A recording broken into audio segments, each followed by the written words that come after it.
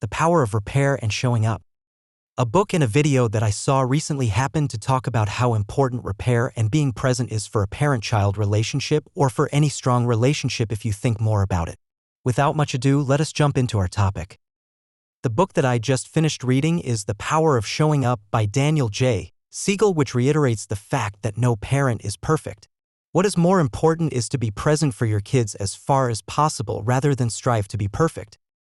In fact, it would be difficult to even define a perfect parent. Every child is different, so is every parent, and so are the various parenting styles.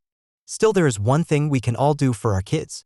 It is to be there for them whenever they need us, to be able to repair our mistakes, and to take responsibility for our actions and words. This will help them grow up to be responsible, caring, confident, and wonderful human beings. Make them feel safe. This book talks about 4 S's which can ensure a healthy and empowering parent-child relationship. The first S is safe, how important it is for kids to feel safe physically, emotionally, and relationally. One of our main responsibilities as a parent is to make our child feel and know that they are safe. The author clarifies that this does not mean that we cannot mess up or hurt feelings at all. It is ought to happen more often than we would like it to. Yet, when it does happen, we should repair the damage as soon as we can rather than sit in our own mess or let our children sit in theirs. The Power of Repair. I also came across this TED Talk recently which sounded so relatable, usable, and useful. It is again about parents not being perfect and hence totally being capable of making mistakes. The speaker also tells how we can effectively fix those mistakes. Listen to this TED Talk by Becky Kennedy on YouTube. It is titled The Single Most Important Parenting Strategy.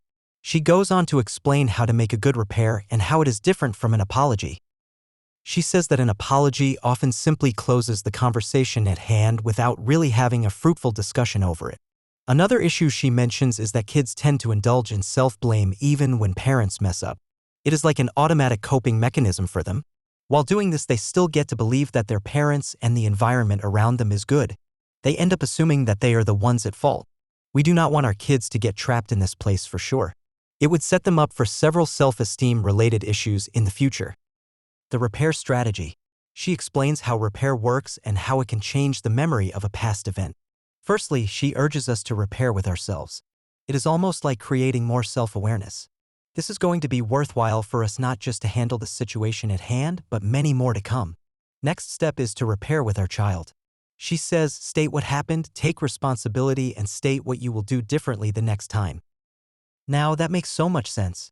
I would have really loved that if my parents or every important person in my life started to discuss things out like that. It would feel so much better instead of not being transparent or sitting in their own mess. That is something I want to try and do, not just with my child, but with every person who I care about. She gives a great example to clarify the whole idea that she is stating, one from her own life.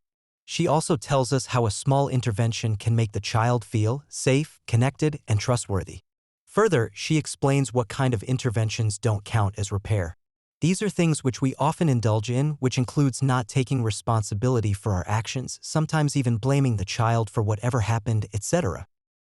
Another point she shares is that it is never too late to make such repairs. Again, she explains it with some great examples, so do listen to the talk if you can. As she rightly explains, as parents it is important for us to listen to our children, not to end up having a rebuttal but to try and understand them and their standpoint. Back to the 4 S's. Make them feel seen. Now let us come back to our book, The Power of Showing Up by Daniel J. Siegel. The second S he refers to is to feel seen. This is not just about being with them physically, attending their performances, or spending time with them. It is also about paying attention to their emotions and feelings, both positive and negative. It will be impossible to do it every time something goes wrong, but if we ever notice something wrong and we pitch in to help, they will feel seen and hence secure. The author says that when we see our child's mind, we are enabling them to see their own mind too. He calls this mindsight. He goes on to explain that even if we did not have this in our life as a child, we can develop it as adults. Make them feel soothed. The third S that the author refers to is soothe. He also clarifies that this does not mean not letting the child face their own troubles and fights in life, but it is about teaching them to face these troubles and fights. It is about being there when they need us most. They should know that even when they are at their worst, they will have us and will not have to suffer alone. Make them feel secure. That leads us to the 4th S, which is security. Having the first three S's in place will automatically lead to the fourth one. This one is based on predictability. When they know that they are safe, seen, and soothed, they will know that you have their back and they will feel secure. He also mentions that it might not be humanly possible to keep to it every time, but if we can manage well most of the time, it would make a huge difference. He also emphasizes that the neurobiological effect of having the four S's is a nervous system which is resilient and knows how to de-stress effectively. The power of secure attachment. The author sums up that these four S's together will make them feel that they have at least one person who will always show up for them. This is how we can nurture secure attachment in our kids.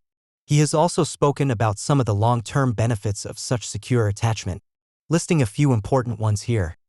Healthy self-esteem, better relationships, good emotional regulation, leadership qualities, better coping skills when under stress, empathy, trust in self and life, better social life and competence. Secure attachment nurtures adults who check off on most of the benefits listed above, and they call this free attachment. I am sure every parent wishes to do as much for their kids. I feel that ultimately we as caretakers can shape our child's life in more good ways than bad if we try just a little harder. Like all other concepts we ever spoke about, it is important that we feel good about ourselves as parents first. So, let us love ourselves, try to figure out what needs to be fixed in us, and in the process help our children grow up to be emotionally healthy.